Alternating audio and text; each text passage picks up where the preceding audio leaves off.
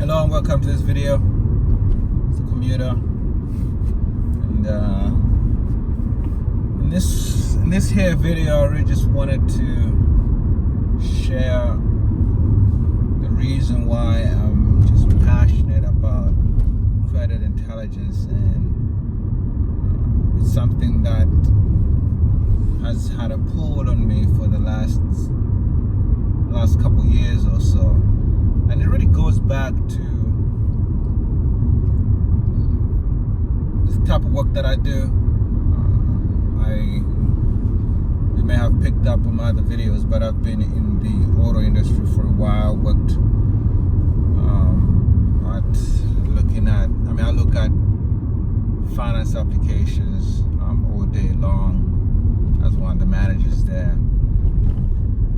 And man, it's crazy how many people out there are just drowning in bad debt. Like, as I'm coming from work right now, so I was looking at a couple credit files, and say I'm not a financial advisor, I'm definitely not, and I'm not a credit repair expert. I'm just sharing things that I've seen, things that I know, things that have helped me. And one of the early videos I shared on what I think is one of the reasons why we should become credit intelligence, because most people, including myself, and most people, the hundreds of people that I deal with per month, per year, all could have better lives if they were credit intelligent. There are different schools of thoughts on whether we should build credit, but I can't deny the fact that there's certain things in my life that would have been different if I had excellent credit at some point in my life. And I can't deny my clientele's that my customers' lives situations would be different if they had a good credit. The interest rates that they drive off with in their cars would be lower if they had better credit, and they would be able to purchase vehicles. Because for some people, purchasing a vehicle is a matter of survival. It's a matter of being able to get to a job or not. It's a matter of putting food on your family's table or not. But like I said, there are different schools of thoughts out there, and yes, there are people who probably don't need credit because you're smarter, you can save, you have a good job that enables you to save. But for some people, it's a question of whether they can get a job or not. And if they had credit intelligence and they had made some good decisions, credit decisions, and they'll probably be in a better off situation. So that's one of the reasons why I'm passionate, because I just want to see people make change in how they handle credit. And I've seen all sorts of credit files, from credit files that are 1 page long to credit reports that are 10 pages long. And I've seen credit scores. I've seen so many credit scores that are in the 400s and the 500 ranges that should not be there. That if for only 1 or 2 tweaks, that credit file could be so much better, the credit score could be so much better. But because of the lack of credit intelligence, people are making bad decisions. They go out there and they get a credit card, and no one has taught them how to utilize what the best way of credit card usage, best practices. No one has taught them that kind of stuff. So they max out the credit card, or they're making minimum payments. The utilization is over 30%, and that 30% is the higher side. In one of my future videos, I want to go over my recommendations, personal recommendations on credit utilization, because you want to keep it way lower than that 30%. So you got people who have credit cards that are not maxed out, but they got but they got utilization is really, really high, and they're wondering why their credit is not improving, why their credit is not getting better, because of the lack of credit intelligence. And that's why I keep saying that the issue here is credit intelligence. And we can't assume the certain schools of thoughts will say, well, you know, you might as well just tell people not to get credit because they are going to misuse it. You can't assume that. As human beings, we're dynamic. As human beings with ability to adapt, as human beings, we can do better. You have to believe that people can do better with education. The good book says that my people perish for lack of knowledge. The Bible says my people perish for lack of knowledge. Knowledge is power. Knowledge is power. I always tell that to my customers. I tell you, I said, look, don't make a decision based on conjecture, based on guessing, on hoping and on praying. Get the knowledge that you need to make the right decision, to make an informed decision. I see so many people who say, oh, I'm not going to come in because my credit is bad. I'm not going to come in because my negative equity is all of this. And that could be true, but you want to get the facts. And over the years, even though I work in this industry, over the years, my recommendation is always to know your financial position, and probably come into the showroom with your own financing secured. Because I tell you, when you come in there, your credit does get run a whole bunch because we're trying to get you approved. Especially if you come in there and you don't know what your credit situation is, we're trying to get you approved. So unfortunately, it takes a while for certain people with challenged credit to get approved, and that hurts your credit because of the multiple inquiries. So anyway, just going back to say that in the last few years, I've realized that because I've seen so many credit files, there's certain things that I have become to know just because it's become intrinsic. It's become natural for me to see certain things and know that this is not a bad credit file, or this credit file can be easily fixed. And I've seen some credit files where I'm like, I don't even know where to start on this credit file, or this person needs a lot of work to fix the issues that are going on with this credit. I've seen those type of credit files where this person has just decided to pay nobody, and everything on there is wrong, is bad, from the mortgage to multiple car payments going bad, multiple repossessions, to credit cards being multiple credit cards being maxed out, personal loans being maxed out. You're talking utility bills in default. You're talking phone bills in default. You're talking. Now I'm kind of lenient with medical bills because usually most people have medical bills because of the need to. But I've seen credit files that are like that. But like today, I looked at a credit file that I'm like, wow, this person should have better credit if only they took one or two steps to fix one or two things on their file. So a customer came in today and they had, of their three FICO scores, they had one that was one was like a 495, and I think it was Experian or Equifax, like a 495, and the other two, TransUnion, Experian, were like a 530 and a 525. Now they had a previous Chapter 7, so they were rebuilding. They had 3 items on that credit report. One of the other bureaus actually had 1 or 2 additional items on there, but they had 3 items that were on all 3 credit reports. Out of those 3 items, one was a collection item. One was a collection item for about $1,000. That's it. One was a collection item for about $1,000. The other two were credit cards.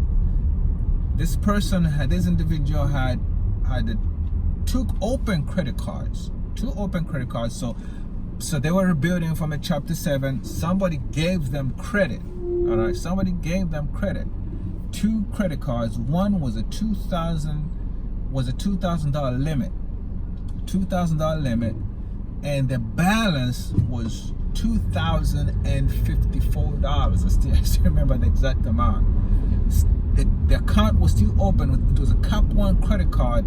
Limit was $2,000. Their balance was $2,054. I was like, man, they messed this one up. But it was still open. Meaning that they still had hope. All right. The other credit card, I think it was with their credit union. I think it was with credit union. I think it was with one of the local credit unions in our area. The limit on that one was $500. These were both unsecured cards, I believe. The limit on there was $500. Their balance was like $600 or $550 or $600. I think it was like $600 or so. I was like, man, all they needed to do is a tweak. And they had, like I said, one collection item for about $1,000. So depending on the type of depending on what that collection item is all about, I mean, there's different schools of thoughts on what you should do with collection. Never pay collection and all that. I agree with that. I myself, I did something a little bit different, like I shared in my other video, because of where I was in my credit rebuilding process. I only had one collection item at the time, and I decided to pay that off for a much lower amount than I owed. I didn't pay for deletion. Okay, I didn't pay for deletion, so I had to decide whether I was gonna go through the process of disputing that and waiting for a couple months for it to come off. But I needed to do something really quickly, and I needed that thing to come off of my credit. So I had the funds. I didn't pay for deletion.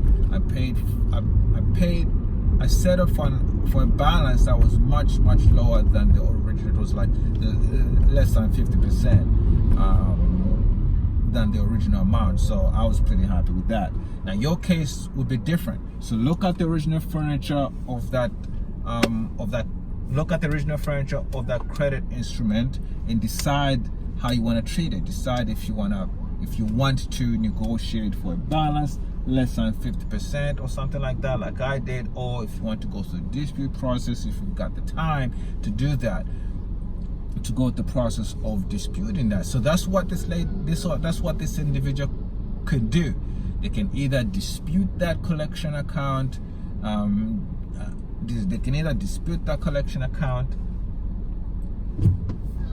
get it deleted off their credit file.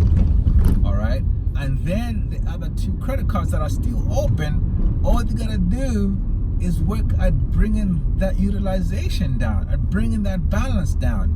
They do that, that credit will jump.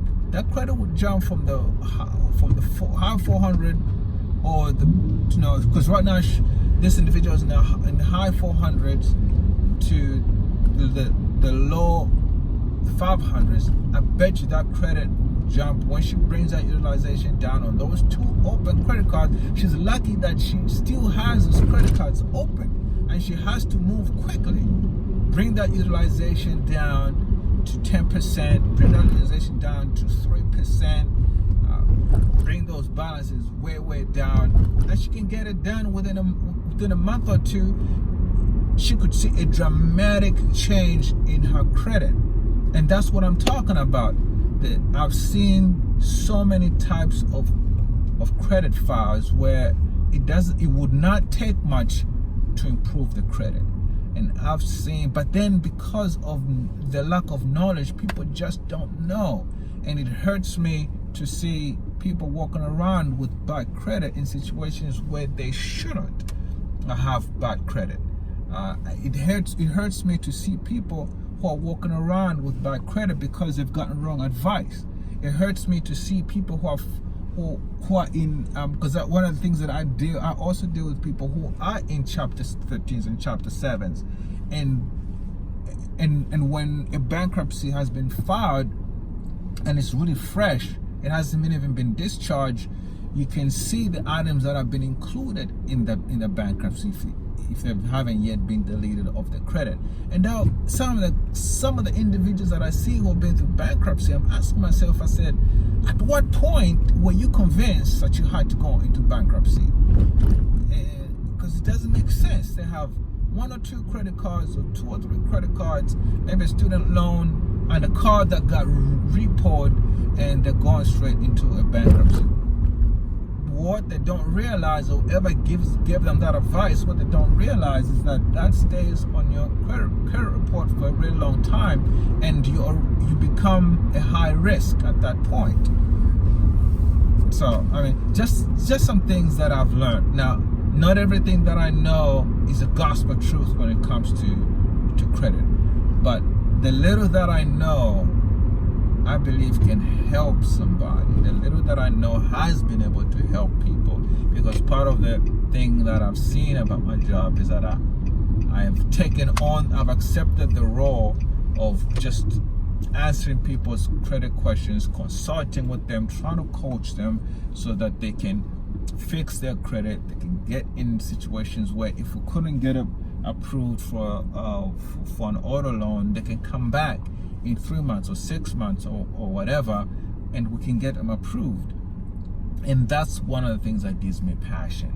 It gives me passion, it gives me joy to be able to share the things that I have learned over the years with people, with things that I have come to think are common sense knowledge, that I realize that there's a lot of people that don't know. There's a lot that people don't know, and people are paying a lot of money for credit repair when some of the things that are on their credit reports they can probably fix on their own. Like this individual that I was talking about, with a 490 something a credit score, a 530 credit score, 525 credit score, through scores, she can go to somebody and pay them to fix their credit, when she can easily do this herself. She can easily dispute that collection item, get it deleted off of her credit, and instead of paying the money for somebody to fix her credit, she can pay down her credit cards. She can pay down her credit cards and see her credit increase, instead of paying somebody a couple $100 or whatever to fix her credit when she can get it done herself.